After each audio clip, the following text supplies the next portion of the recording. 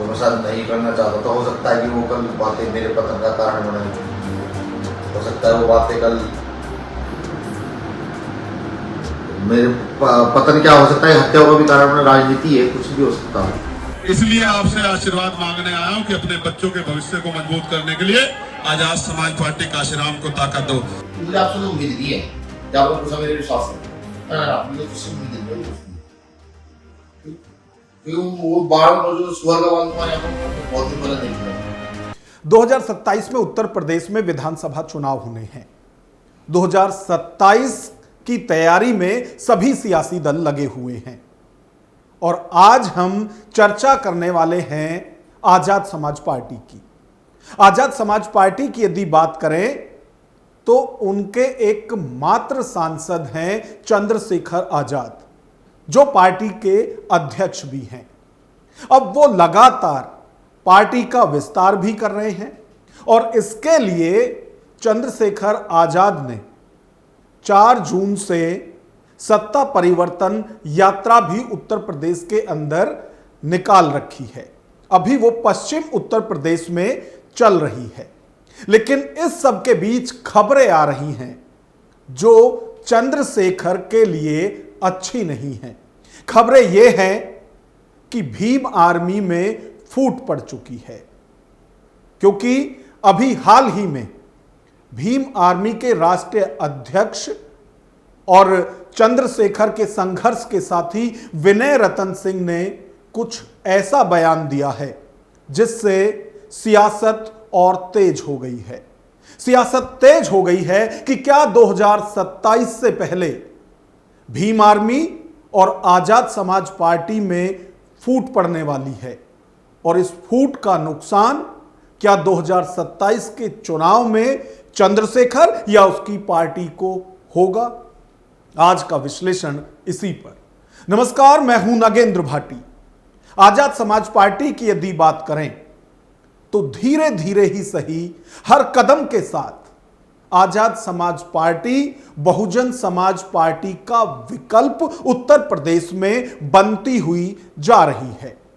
जो लोग बहुजन समाज पार्टी से किनारा कर रहे हैं वो आजाद समाज पार्टी का दामन थाम रहे हैं और जिस तरह से चंद्रशेखर आजाद 2027 की तैयारी में लगे हुए हैं, उससे यह लगता है कि पार्टी अब आगे की तरफ बढ़ रही है। पहले पूरे प्रदेश के अंदर प्रबुद्ध सम्मेलन चंद्रशेखर ने किए, जिसमें कि लोगों के साथ उनकी कनेक्टिविटी बढ़ी। वहीं यदि 4 जून की बात करें तो 4 जून से आजाद समाज पार्टी सत्ता परिवर्तन यात्रा निकाल रही है और इसका मकसद यही है कि किसी भी तरह से उत्तर प्रदेश की सत्ता पर काबिज होना। और जिस मुद्दे की हम आज बात कर रहे हैं कि क्या भीम आर्मी या फिर आजाद समाज पार्टी में फूट पड़ चुकी है, इस पर हम आगे चर्चा करेंगे। लेकिन सत्ता परिवर्तन यात्रा में चंद्रशेखर लोगों से क्या अपील कर रहे हैं, उन्हें क्या सपने दिखा रहे हैं, या फिर सत्ता परिवर्तन यात्रा के जरिए वो लोगों से क्या कुछ चुनावी वादे कर रहे हैं, एक बार वो आप सुनिए। मैं तो आपसे एक मौका मांगने को आया हूं, इसलिए कि कक्षा 1 से 12 तक की पढ़ाई, क्वालिटी एजुकेशन आपको मिले। इसलिए आपसे आशीर्वाद मांगने आया हूं कि अपने बच्चों के भविष्य को मजबूत करने के लिए आजाद समाज पार्टी काशीराम को ताकत दो। अच्छी हॉस्पिटल में सुविधाओं के लिए कि डॉक्टर मिले, नर्सें भी वहां हो, स्टाफ भी वहां हो, टेस्ट की मशीनें भी वहां हो, दवाइयां भी वहां से मिले, सुविधाएं भी हो, इलाज भी अच्छा हो, ऑक्सीजन भी हो और तमाम तरह के इक्विपमेंट भी हो। उसके लिए सरकार अच्छा बनाने के लिए आजाद समाज पार्टी काशीराम को मौका दो और गुंडा राज रोकने के लिए आजाद समाज पार्टी काशीराम को ताकत दे दो।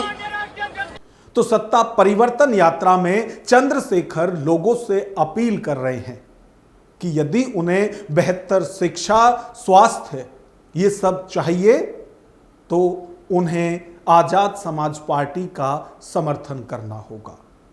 हालांकि इसी तरह के वादे सभी सियासी दलों की तरफ से चुनाव में किए जाएंगे, लेकिन जनता किस पर विश्वास करती है यह 2027 आते आते अपने आप साफ हो जाएगा।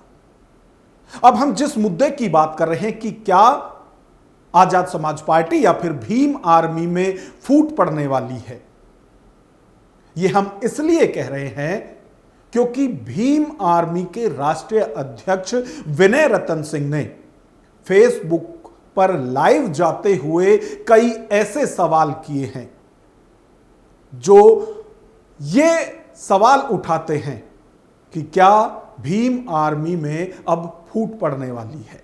क्योंकि विनय रतन सिंह ने पार्टी चीफ चंद्रशेखर पर सवाल उठाए हैं। सवाल उठाए हैं कि उन्होंने 4 जून को जब सत्ता परिवर्तन यात्रा निकाली जा रही थी तो मंच पर उनके साथ न सिर्फ धक्का मुक्की की बल्कि उनका अपमान भी किया। और यह अपमान इस कदर था कि विनय रतन सिंह ने एक बार खुद की जीवन लीला समाप्त करने तक की सोच ली, यानी उन्होंने 4 जून को आत्महत्या करने तक की भी सोची थी। एक बार विनय रतन सिंह का पक्ष आप सुनिए। तुमने 4 तारीख को मुझे एहसास कराया कि जब आदमी आत्महत्या करता है तो उसका टेम्पर क्या होता है।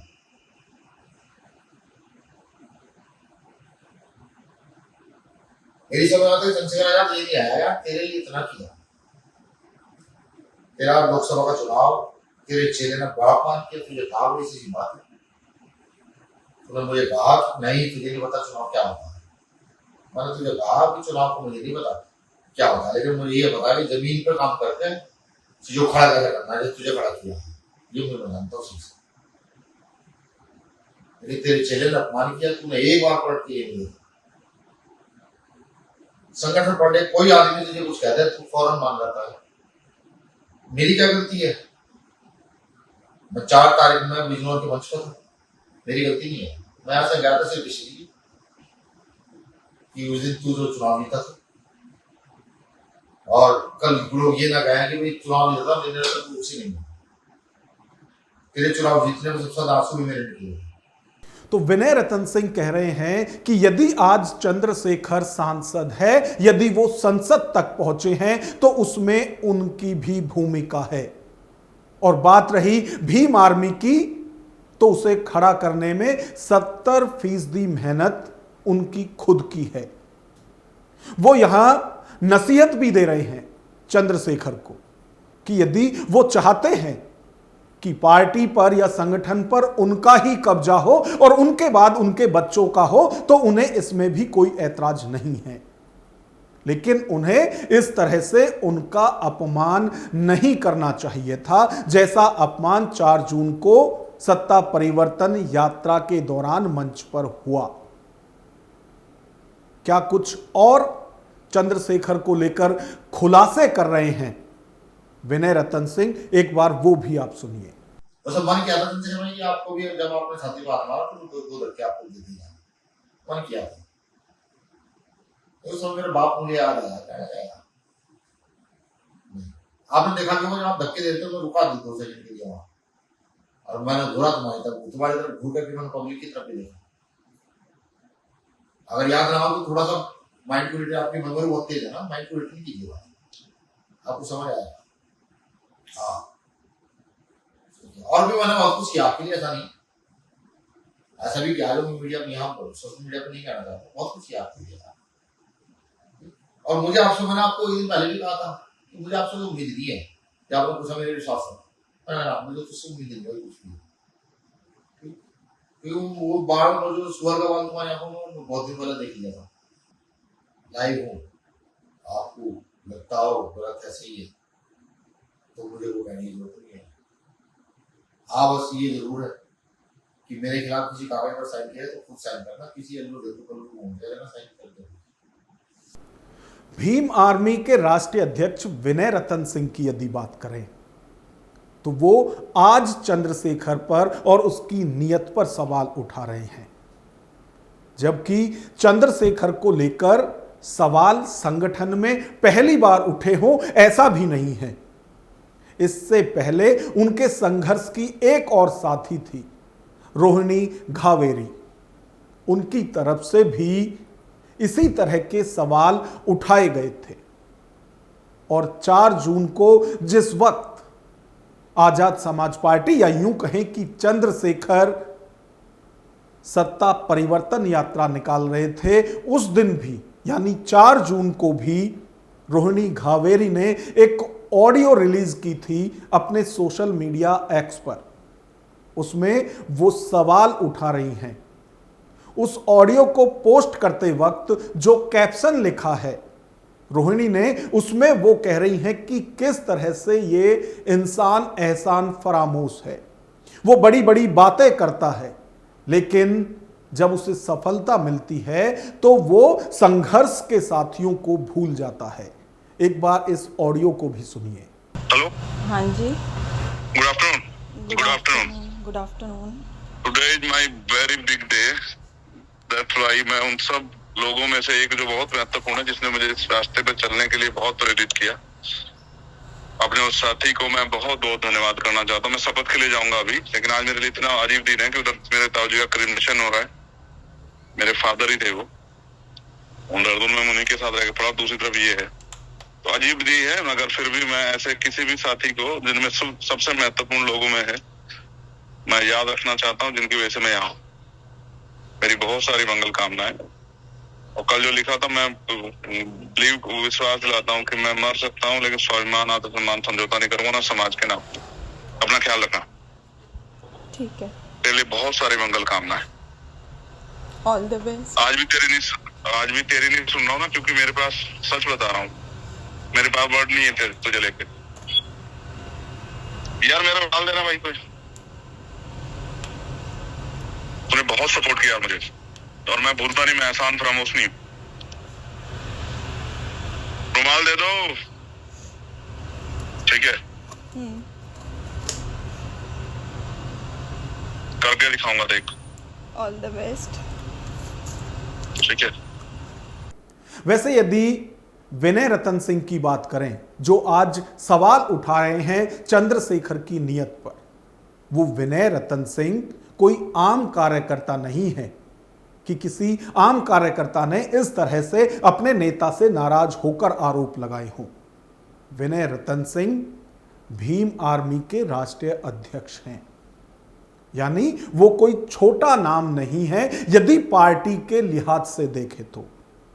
और जब भीम आर्मी के अध्यक्ष की तरफ से ये सवाल उठाए जा रहे हैं तो ये एक अहम सवाल है, और जो आरोप विनय रतन सिंह लगा रहे हैं उनकी गंभीरता को भी समझना चाहिए। क्या चंद्रशेखर आजाद संसद पहुंचने के बाद, या यूं कहें कि सफलता मिलने के बाद, अपने संघर्ष के साथियों को भूलने लगे हैं, जैसे आरोप पहले रोहिणी घावेरी और अब विनय रतन सिंह ने लगाए हैं? जो आरोप लगातार चंद्रशेखर पर लग रहे हैं, उन पर आपकी क्या राय है? क्या वास्तव में चंद्रशेखर अपने साथियों का, अपने साथ जुड़े हुए लोगों का अपमान करते हैं? क्या उनकी बेइज्जती करते हैं, जैसे आरोप उन पर उनकी ही पार्टी के नेता ने लगाए हैं? इस पर आपकी क्या राय है? कमेंट बॉक्स में हमें जरूर बताएं। वीडियो पसंद आए तो लाइक करें और इसी तरह की वीडियो देखने के लिए हमारे चैनल को सब्सक्राइब करें। नमस्कार।